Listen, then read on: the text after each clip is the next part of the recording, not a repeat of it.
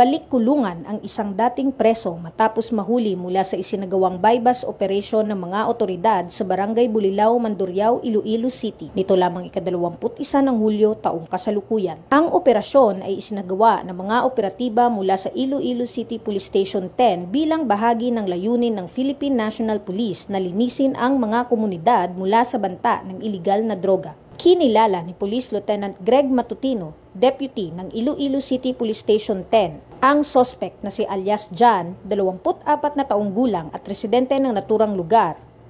Matapos mahuling nagbebenta ng isang sachet ng hinihinalang shabu sa police pusher buyer na nagresulta sa pagkaka-recover ng 1 gramo ng hinihinalang shabu na may standard drug price na 6,800 piso. Dagdag pa ni Police Lieutenant Matutino, matagal nang minamanmanan si alias John na dati nang nakulong dahil sa parehong kaso. Siya rin ay subject ng isang search warrant kung saan nagresulta sa pagkakasamsam ng 39 na sachet ng hinihinalang shabu na may kabuuang timbang na 200 gramo at may standard drug price na 1,300,060 piso.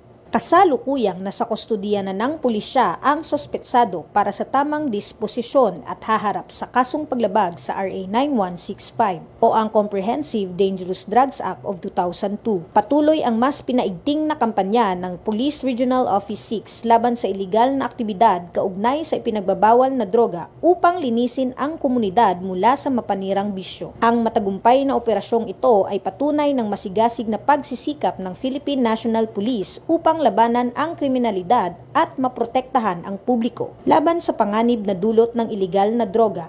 Dahil sa bagong Pilipinas, ang gusto ng pulis, ligtas ka. Mula dito sa Police Regional Office 6, ako ang inyong Police News Network Correspondent, Patrolwoman Andrea Dominic Di Palobos, alagad ng batas, tagataguyod ng balitang pulis.